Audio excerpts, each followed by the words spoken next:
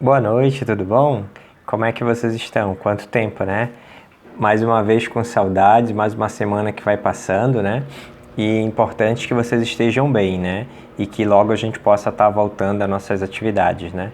Espero que vocês estejam gostando, né, das nossas aulas de arte. Eu acho que é importante, principalmente quando a gente trabalha cultura. Essa semana a gente vai falar um pouco da cultura brasileira, né?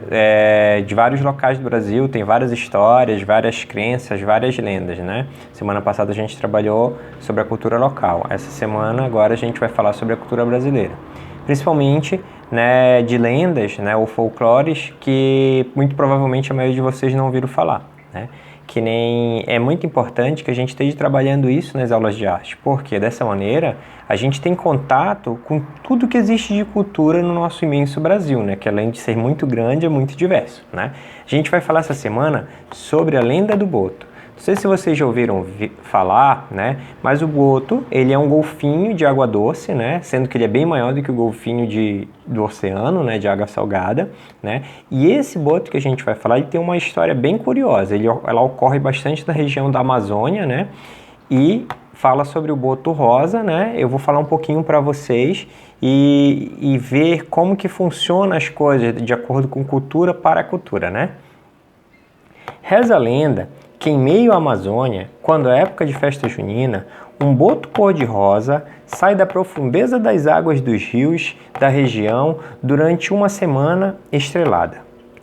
Mas o que era uma cauda com barbatanas agora são pés viscosos, de um ser que poucos se transforma na imagem de um homem.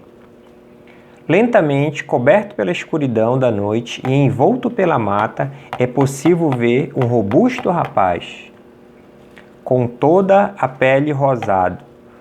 O estranho rapaz rouba algumas roupas do varal de um pequeno vilarejo ali perto do rio e se disfarça com um traje social e um chapéu ao rosto para cobrir o enorme nariz.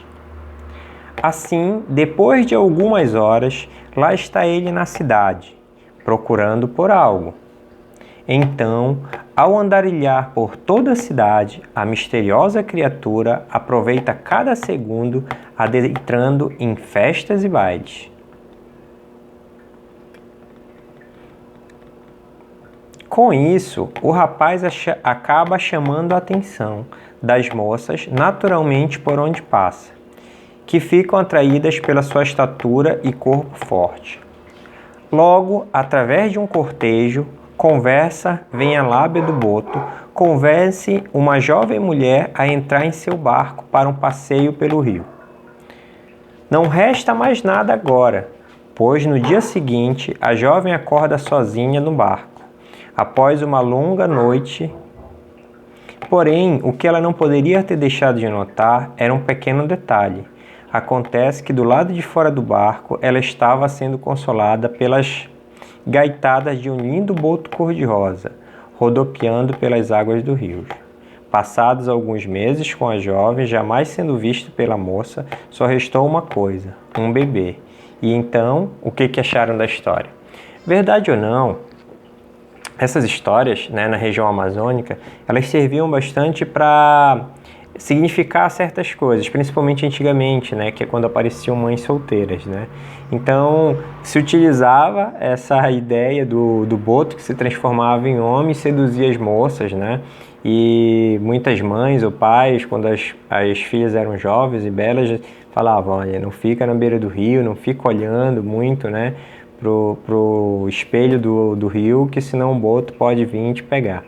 É bem interessante a gente ver essas culturas, principalmente essa da lenda do boto cor-de-rosa, que numa região do Pará, né, chamada de Alter do Chão, tem um festival que vai falar sobre o boto, né? O boto cor-de-rosa e o boto tucuxi, que é o boto cinza, né? E é bem legal, né? Eu vou estar depois passando para vocês uns links, né, para vocês acompanharem um pouquinho de como essa festa, né, de quanto é importante essa ideia cultural na região amazônica e em toda a parte do Brasil. Afinal, a nossa miscigenação brasileira ela é muito diversificada, né? Baseado na cultura do índio, do negro, do branco, desse branco de várias regiões, né? Aqui na região de Brusque, principalmente alemães, principalmente italianos, né? e poloneses, mas em outras regiões do Brasil se você vai ter muitas vezes a mesma história contada de uma outra maneira. Eu acho que provavelmente aqui vocês nunca ouviram falar dessa lenda do boto cor-de-rosa, mas é bem bacana, é importante que a gente esteja conhecendo, né, essas lendas, essa parte da nossa cultura brasileira, tá bom? Um abraço, espero que vocês estejam bem. É importante, né, a gente ter essa interação com os amigos, é importante que vocês tragam um retorno pra gente, né, pra gente saber quais que são as vontades, né, para a gente estar direcionando ainda mais e potencializando ainda mais, né? Como eu falei na aula passada, se vocês tiverem alguma dificuldade na produção de um personagem, né, do gênio, mandem um retorno para a gente, que a gente pode estar confeccionando o personagem e vocês vão lá e fazem só a montagem, tá bom? Um abraço, tudo de bom e até a próxima aula.